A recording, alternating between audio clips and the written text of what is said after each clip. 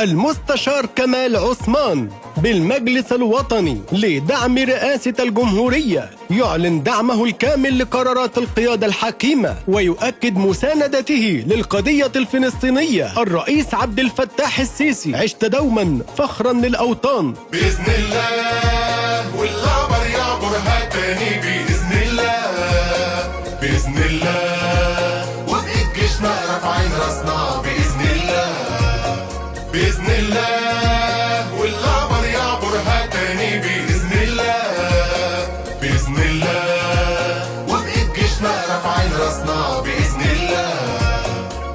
بصي وراك يا ريس بعيونك تلاقي من بعد جيشها فيها 100 مليون فدائي. المستشار كمال عثمان بأيدك، واحنا وكل الشعب معك وبندعمك. جيش مصر يطويها من شرقها لغربها، والشعب فدائي لاجل ترابها وارضها.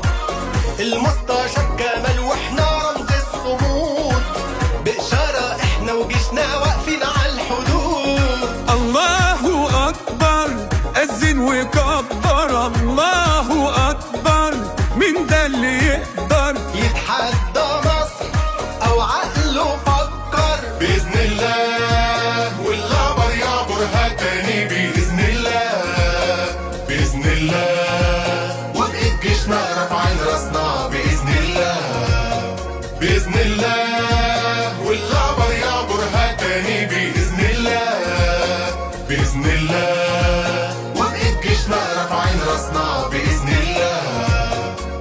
قادرين نعملها وقدها وقدود، ونفيكوا راجل بس يقرب للحدود.